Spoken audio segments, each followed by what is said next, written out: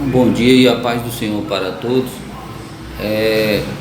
Você já se perguntou por que a Bíblia oferece salvação às pessoas?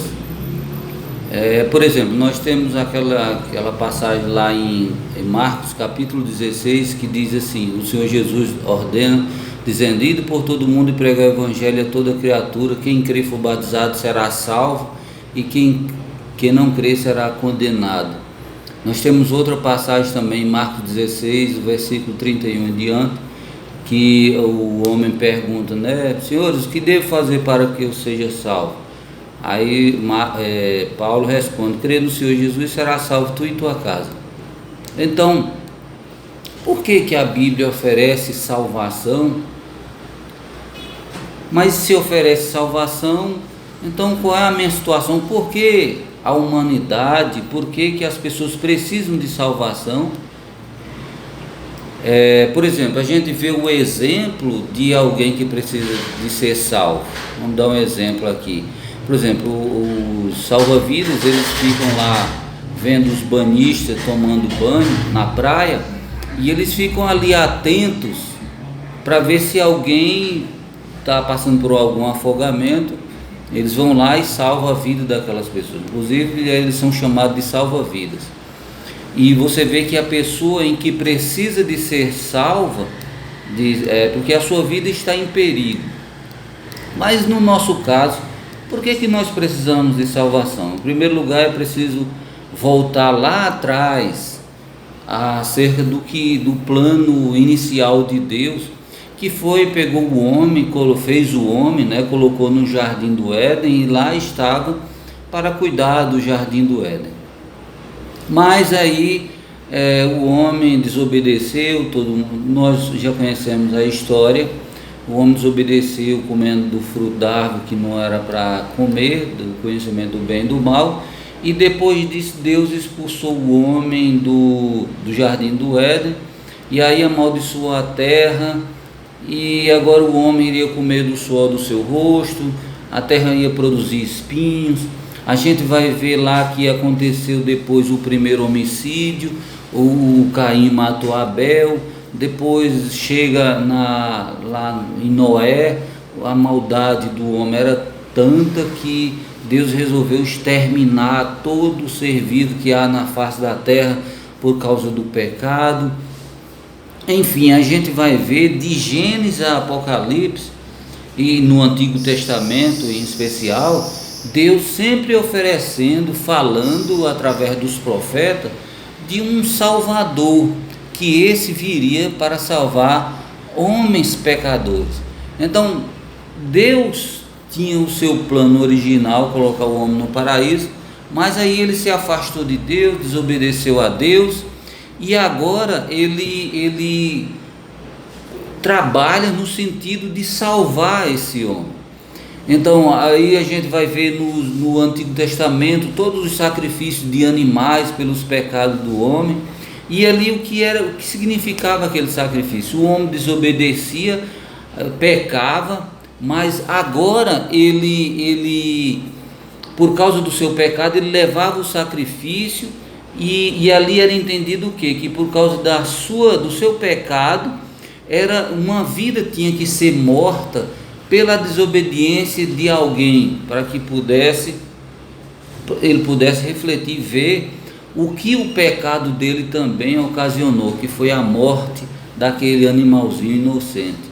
E todos esses sacrifícios do Antigo Testamento, eles apontavam para Cristo, até que veio o Filho de Deus, se cumpriu a promessa feita por todos os profetas do Antigo Testamento, que o Messias viria, e ele veio com esse objetivo de salvar. Em João 3,16 ele diz: porque Deus amou o mundo de tal maneira que deu o seu Filho único, para que todo que nele crê não morra, não pereça, mas tenha a vida eterna. Quando a gente vai lá para Isaías 53, vai falar, Isaías 53 fala do sacrifício de Jesus, que ele seria morto por causa dos nossos pecados.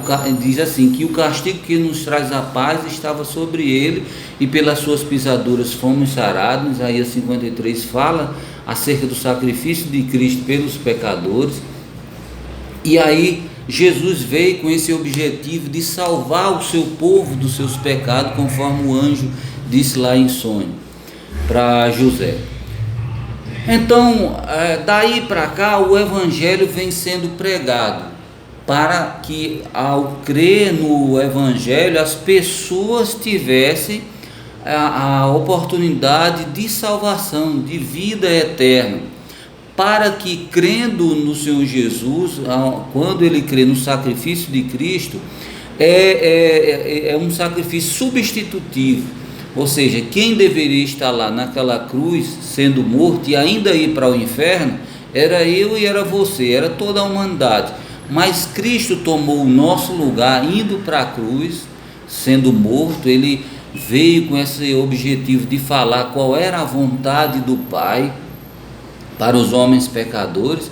E aí, uma vez que ele pregando, viveu aqui até cerca de 33 anos, pregou, ensinou aos seus discípulos o que deveriam fazer, que a obra deveria continuar sendo pregada acerca dele, e há cerca de 2000 anos atrás vem sendo pregado. Então, quando o Evangelho é pregado para alguma pessoa, sabe que aquela pessoa tem o objetivo e está ali mostrando a sua condição de pecador, e que você precisa urgentemente de se arrepender, de se converter e entregar a sua vida a Jesus.